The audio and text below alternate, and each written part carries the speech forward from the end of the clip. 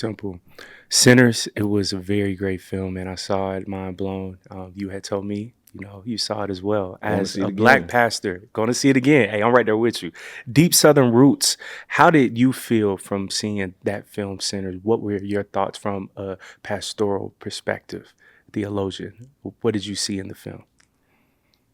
Man, where do you start? I know. I mean, just out the gate, my dad is from the Mississippi Delta. Mm, So I always notice how these period pieces where there's a lot of racism are set in the Mississippi Delta, which confirms why my dad would always say, son, Mississippi is a great place to be from. He would always say that. Because, he was born in the Mississippi Delta in the 40s. So, just that piece of history right there, like I'm one generation removed from that. wow. Like we talk about that level of racism as if it's so long ago in the past. My dad was born into that.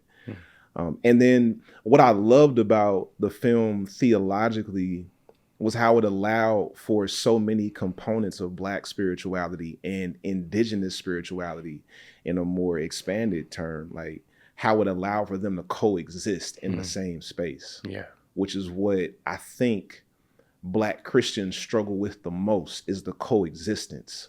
Like no one is saying you can't practice your Christianity.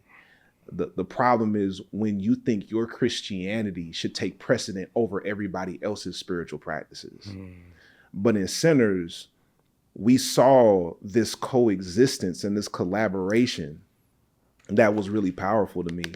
And then what we talked about, like even before the camera started, with that one scene where, spoiler alert. So if you haven't seen it, Hey, you need to hurry up and see it. right, Yeah. you need to hurry up and see it. But this is gonna be like a little spoiler Yeah. alert where it was Smoke and his love interest. I can't remember her name, but she was the Hoodoo lady, right? And he was talking about all the things he had experienced, and she said to him, like, how did you know it wasn't my prayers that kept you and your brother safe while y'all were gone? My prayers, my hoodoo work, my root work that didn't keep y'all alive. She's like, you still got your mojo bag, right? So there was this mystery. She's like, how did you know it wasn't that? Right? Because it very well could have been, right? So there's a mystery there. And he can't say that it wasn't the root work that she did. He can't say that it wasn't the mojo bag that she gave him. Yeah. But then he turned around and said, yeah, that's cool, but why didn't that work for our son? And then she said, I don't know. Wow. There's an acknowledgement of the uncertainty of spirituality, the mystery of spirituality, that everything can't be wrapped up with a pretty bow of certainty, and everything is not absolute. But that's what fundamentalism wants us to embrace, that everything has to be absolute certain. We're right, everybody else is wrong. You can't have no doubt. You got to be 100% sure. That's not how this works. That's just a facade that's created to control how people see the world and how people move. Wow. Come on, Pastor. Hey, you already starting off hot per usual. Another thing in the film, hopefully for all the people who have seen it, with the white pastor, or not the white pastor, but the white vampire, rather, seeing him outside leading all of the Black people that had already been bitten. What did you take from that, from seeing him lead them and then also say the Lord's Prayer as well? Well, we talked about it a little bit before the camera came on again. Yeah, look, conversations before the episode, y'all, and we gotta start filming those too. For real. Like the piece that just hit me when I got here was something you said, where the vampire was like, you come out here, let us bite you, then we can just all be out here together. We'll just all be the same. We'll just all move the same, all act the same, all get in line, do everything the same. Which to me was a reflection of color blindness. Right? We don't see color out here. Everybody's just a vampire. Wow. Everybody out here is under the spell. So we don't see color out here.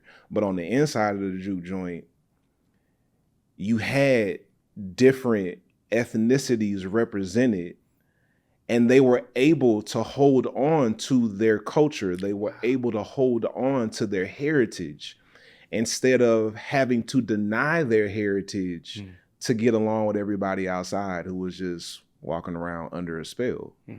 So I don't know if that was the intent behind that, but just hearing what you said earlier, it just like registered just out of nowhere. And what was the second part you asked me? The Lord's Prayer. Oh, that was Lord's crazy. Prayer. In the water too. Yes. Trying to baptize him. Yeah. Yes. He kept dumping him. The Lord's Prayer. Yeah. It's like when Sammy started saying the Lord's Prayer, and then the vampire started saying it with him, that was so layered, because for those of us who were not exposed to Christianity in West Africa, which is more than likely most of us, we were introduced to Christianity on a plantation or in a slave ship or something. Like that's how it was introduced to us by white people who were subjugating us into lifelong torture and slavery, and they gave us religion along with that, right? So when Sammy started saying the Lord's Prayer and the white demon starts saying it with him, I was like, well, yeah, that makes sense. You know, because we're praying to the same God. Come on. And then at the same time, even the white guy was Irish, and the Irish were given Christianity through occupation in their homeland. So it's like he's perpetuating the harm that was done to him, right? So the Irish man is perpetuating onto the black man the harm that was done to him by his oppressors. And then what happens in the black community is we start oppressing each other using the same tools that the white person oppressed us with. So then we start oppressing women, and we oppressing queer people, and we oppressing disabled people in our own communities. So it's like, when do we break that cycle? So yeah, the movie takes you in so many different directions. Y'all, Pastor Kristian, he's cooking, y'all. He's cooking.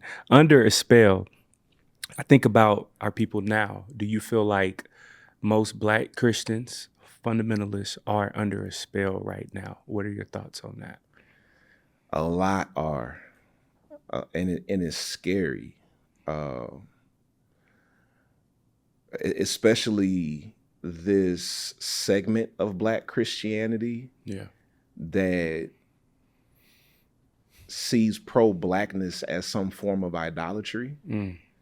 That's like the most concerning part. And I say that because it's not everybody. Like, I know some of the most pro-Black Christians, like pro-Black people who are Christians. Like that's a real thing. But like these people who think that if you identify with Jesus having dark skin like a black man, that somehow that makes your skin color an idol.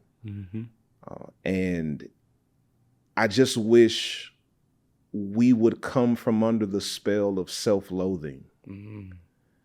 And I love what Ibram X. Kendi said. The only thing wrong with Black people is that we think something is wrong with Black people.